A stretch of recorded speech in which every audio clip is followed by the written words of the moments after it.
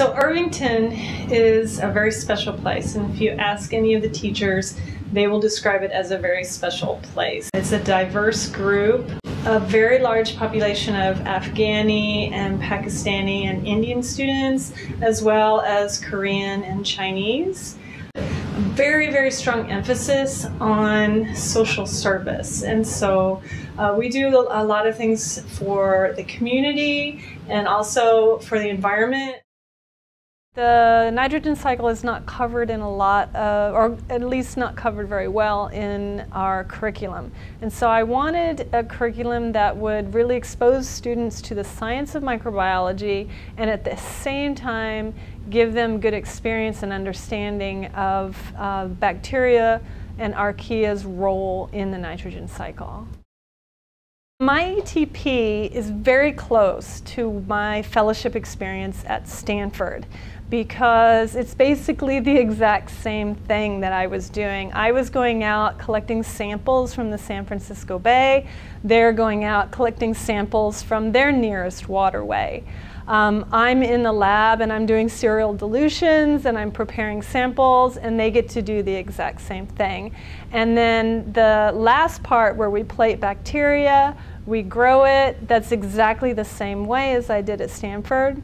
The next lesson that we'll do is actually to run PCR, which again was exactly like what I did. So the lab experience I got at Stanford was absolutely crucial to my being able to write this ETP because it's almost exactly the same thing.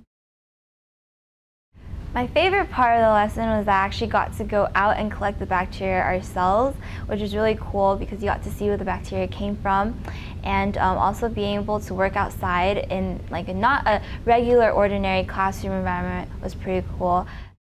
From this experience so far, I learned that there's bacteria everywhere. I really learned that there's a creek behind our school, and apparently there's a bunch of bacteria there that can be readily collected. So that was really cool.